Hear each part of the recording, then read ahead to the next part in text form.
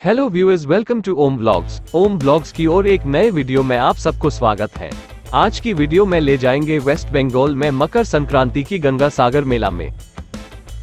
भारत में एक ऐसा प्रमुख मेला और त्योहार जो लोकप्रियता के मामले में कुंभ मेले के बाद दूसरे स्थान पर है, पश्चिम बंगाल के सागर द्वीप में आयोजित गंगा सागर मेला है।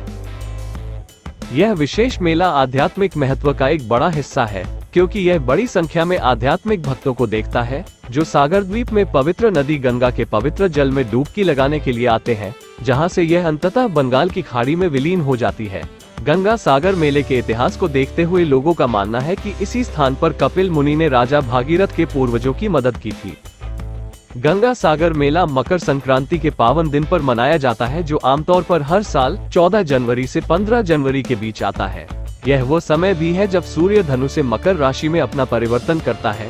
ऐसा माना जाता है कि इस दौरान पवित्र गंगा के जल में डुबकी लगाने से व्यक्ति को मोक्ष की प्राप्ति होती है। गंगा सागर मेले का इतिहास। कोलकाता से 130 किलोमीटर दूर प्रसिद्ध संत कपिल मुनि का मंदिर है। यह एक बहुत ही पवित्र स्थान माना जाता है और भक्त बड़ी संख्या में मंदिर आते हैं। इस मंदिर के पीछे एक कहानी है और यह मेला कैसे शुरू हुआ।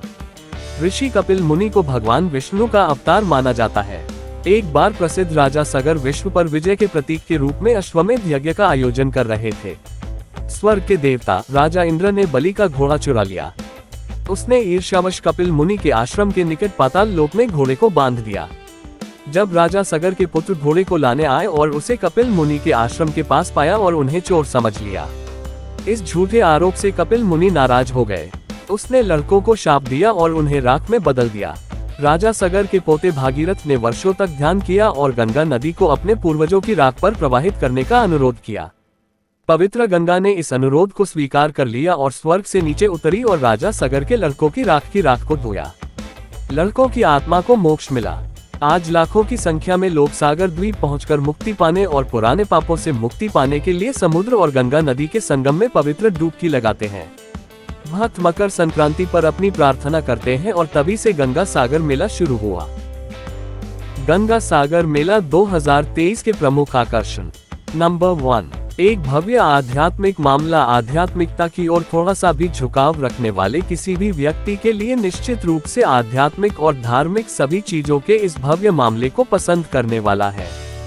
उदाहरण के लिए, पवित्र गंगा में डुबकी लगाने के बाद जो मेले का मुख्य उद्देश्य है, पर्यटक और श्रद्धालु कपिल मुनि के मंदिर भी जाते हैं। नंबर 2, सागर द्वीप का अन्वेषण करें। आध्यात्मिक महत्व की दृष्टि से यह द्वीप काफी महत्वपूर्ण स्थान है। किसी भी आध्यात्मिक आस्तिक भक्त के लिए यह इस उदार संस्कृति के आध्यात्मिक उत्साह को देखने का एक महान अवसर होगा, जो सैकड़ों और हजारों वर्षों से अब तक आसुत है। नंबर 3, नागा साधुओं से बातचीत करें। जैसा कि गंगा सागर मेले में नागा साधुओं की भारी भीड़ आती है, इस बात की बहुत अधिक संभावना है कि आपको पूरे मेले के दौरान उनके रहन सहन और रीति रिवाजों के बारे में बातचीत करने और जानने का अवसर मिल सकता है। राख से सने ये साधु इस मेले के लिए किसी आकर्षण से कम नहीं है। गंगा सागर महोत्सव 2023 के लिए सागर द्वीप कैसे पहुंचे। भारत के सबसे लोकप्रिय कार्यक्रमों और त्योहारोर में से एक गंगा सागर मेला सागर द्वीप में मनाया जाता है, जो क्रमशः दिल्ली, मुंबई और बेंगलुरु जैसे प्रमुख भारतीय शहरों से लगभग 1652, 2116, 1907 किलोमीटर की दूरी पर स्थित है। सार्वजनिक परिवहन के निम्नलिखित साधनों के माध्यम से आप इस स्थान की यात्रा कैसे कर सकते हैं, इसका विवरण है। गंगा सागर से निकटतम हवाई अड्डा। कोलकाता अंतर्राष्ट्रीय हवाई अड्डा निकटतम शहर। कोलकाता से दूरी 117.1 किलोमीटर। हवाई जहाज से यात्रा। सागर द्वीप से 115 से 125 किलोमीटर की दूरी पर स्थित नेताजी सुभाष चंद्र हवाई अड्डे पर उतरे। कनेक्टिंग और सीधी उड़ानों के माध्यम से सभी प्रमुख भारतीय शहरों के साथ हवाई अड्डा बहुत अच्छी तरह से जुड़ा हुआ है। एक बार जब आप हवाई अड्डे पर उतर जाते हैं, तो अपनी यात्रा को आगे जारी रखने के लिए सार्वजनिक परिवहन के कुछ साधनों को बुक करने पर विचार करें। हवाई अड्डे से दूरी 115 से 125 किलोमीटर। ट्रेन से यात्रा। यदि ट्रेन से यात्रा करने की योजना बना रहे हैं, तो आपको कोलकाता चितपुर रेलवे स्टेशन पर उतरना होगा। यह स्टेशन आसपास के क्षेत्रों और शहरों से अच्छी तरह से जुड़ा हुआ है और रेलवे स्टेशन से आप आसानी से अपने गंतव्य तक पहुंचने के लिए सार्वजनिक परिवहन के कुछ साधन बुक कर सकते हैं। रेलवे स्टेशन से दूरी 128 किलोमीटर है। रास्ते से अपनी भौगोलिक स्थिति को ध्यान में रखते हुए आप निश्चित रूप से सड़क नेटवर्क के माध्यम से भी इस स्थान की यात्रा कर सकते हैं। आपको सबसे पहले काकद्वीप की यात्रा करनी होगी और वहां से नाव के जरिए मुरीगंगा नदी पार करके कछुबेरिया पहुंचना होगा, जहां से आगे आपको गंगासागर की ओर बस पकड़नी होगी।